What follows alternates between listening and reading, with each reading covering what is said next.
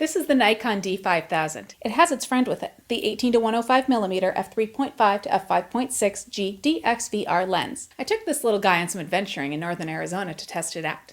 Hiking, walking, I even took it on a run up a mountain with me. It performed admirably. Let me tell you a little more about it. First, this body was introduced by Nikon in 2009, so it isn't the latest model, but let me tell you why it's still a great choice. This is a DX camera, which means that it has a cropped sensor. The sensor contains 12.3 megapixels, by the way, which is plenty for almost anything. The crop factor on a DX body is 1.5x, so with this lens, you get an effective field of view of about 27 to 158 millimeters. That's a nice broad range that will take you from landscape to family portrait to zooming into your kid on the soccer field. It's quite snappy. It's lightweight and easy to use. I've got all the things that I need close at hand, plenty of buttons on this camera for changing settings, plus the info screen, which allows me to see how I have my camera set and make changes to the settings quickly. Speaking of buttons and ease of use, the D5000 has a flip-out screen.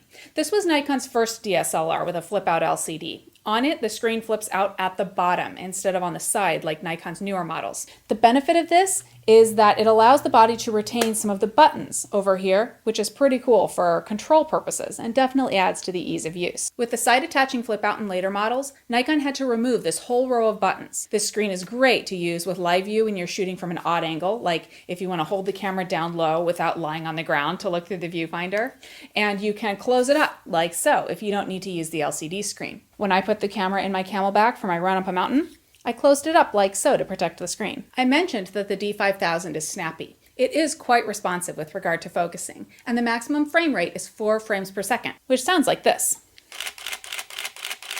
That's plenty fast for its many uses. Okay, so I've talked about some of the specs, which is great. But what's the bottom line? And who is this camera good for? The bottom line is that this camera is for all-around good fun and adventure. It invites you to simply pick it up and take great photos. You've got auto and scene modes for those times when you want to shoot without thinking about settings or when you're just starting out. But you also have the more advanced DSLR modes and manual mode as well for when you want them. There are plenty of newer, more expensive DSLR models out there, but there really isn't anything groundbreaking that they can do that the D5000 can't. It's a capable and fun camera for any level of photographer.